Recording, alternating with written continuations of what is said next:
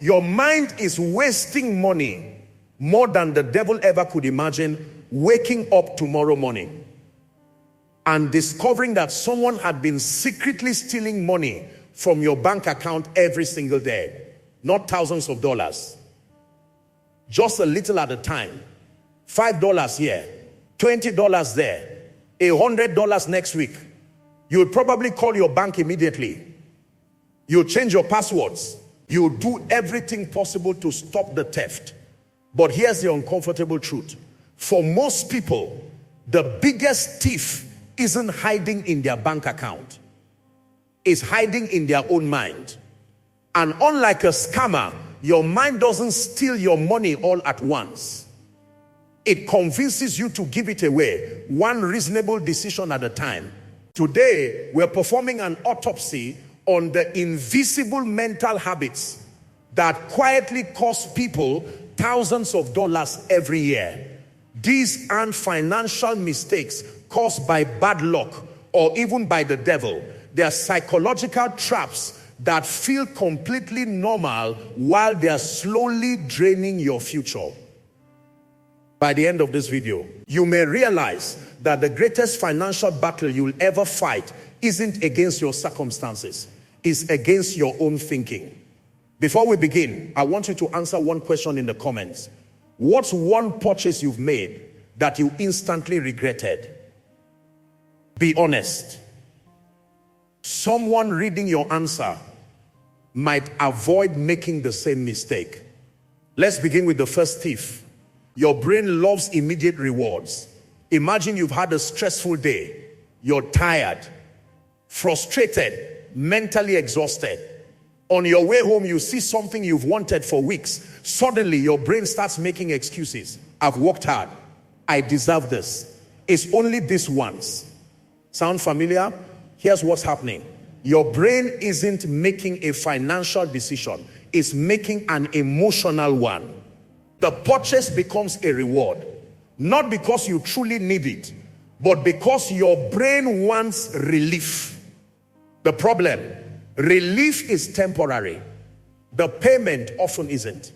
Psychologists call this present bias. We naturally give more importance to today's comfort than tomorrow's security. That's why saving feels difficult. You're asking your brain to sacrifice a reward it can enjoy today for a future it can't fully imagine. Here's something to think about. Have you ever bought something just because you were stressed, bored, or upset? If you have, type emotional spending. You're definitely not the only one. Now let's examine another silent thief. Your brain confuses looking wealthy with becoming wealthy. Social media has made this problem even worse.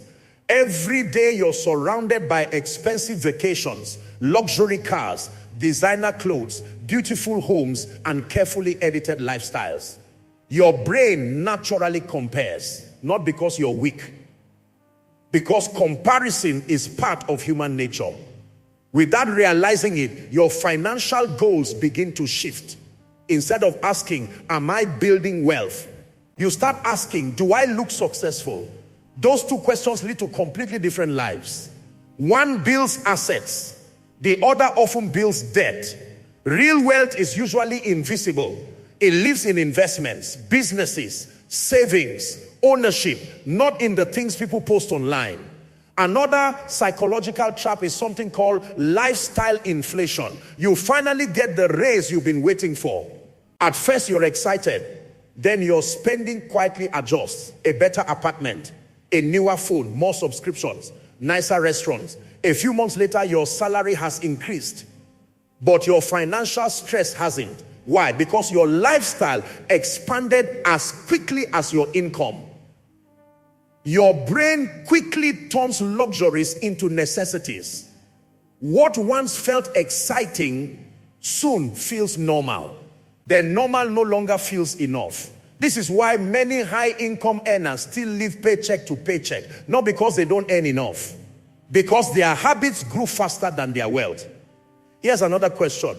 If your salary doubled tomorrow, would your savings double too? Or would your spending? I'd genuinely like to know your answer. Now let's talk about certainty. Your brain craves it. Imagine two choices. One offers immediate comfort. The other offers long-term financial growth, but comes with uncertainty. Most brains choose comfort, not because it's smarter, because uncertainty feels uncomfortable. This is why people delay investing, delay starting businesses, delay learning new financial skills. They tell themselves they are waiting for the perfect time. Often they're simply avoiding uncertainty. But here's the irony. Waiting doesn't eliminate risk. It simply replaces one risk with another. The risk of staying exactly where you are. Another hidden thief is your identity. If you secretly believe, I'm just bad with money, your brain begins acting accordingly. Unexpected bonus, spend it. Extra income, upgrade your lifestyle. Savings, eventually withdraw them. Not because you plan to, because your actions naturally align with your identity. This is why lasting financial change rarely begins with a bigger paycheck. It begins with a different story. Instead of saying, I'm terrible with money, try saying, I'm learning to make wiser financial decisions every day. It sounds simple. But identity quietly shapes behavior. Before we continue, what's one belief about money you've completely changed over the last few years? Share it below. Your experience might help someone else challenge a limiting belief they've carried for decades. Now let's examine one final psychological trap. Your brain loves habits, even expensive ones. Every repeated financial decision becomes easier to repeat. Impulse spending, ignoring your budget, avoiding your bank account, buying things to impress people. None of these begin as permanent habits.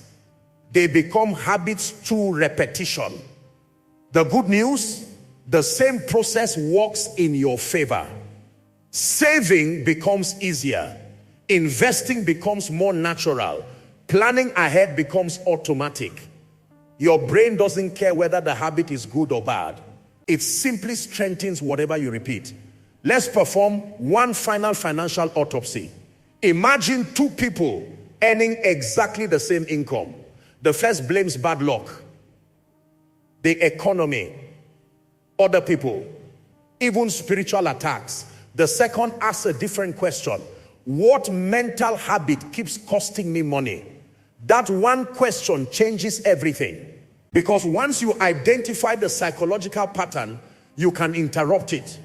And once you interrupt it often enough, you replace it. That's where financial transformation begins. Not in your wallet, not in your paycheck, but in your thinking. If there's one lesson from today's case study, is this: the greatest financial battle isn't against inflation or your employer or even your circumstances. It's against the unconscious habits your own mind repeats every day. Master your mind and your money will often begin to follow. Before we finish today's autopsy, I want to leave you with one final question. If every financial decision you make over the next 12 months is guided by the same mindset you have today, where do you honestly think you'll be 1 year from now? Don't answer based on hope. Answer based on your current habits. Then read through a few comments before sharing your own. You might discover that someone else's answer exposes a blind spot you've never noticed in yourself. And if today's psychological autopsy challenged the way you think about money, subscribe to the Wealth Pathologist. Because in the next case study, we're going to uncover the mental bias that silently convinces ordinary people they are making smart financial choices, while it's actually keeping them financially stuck. Once you recognize it, you'll start catching your own brain in the act.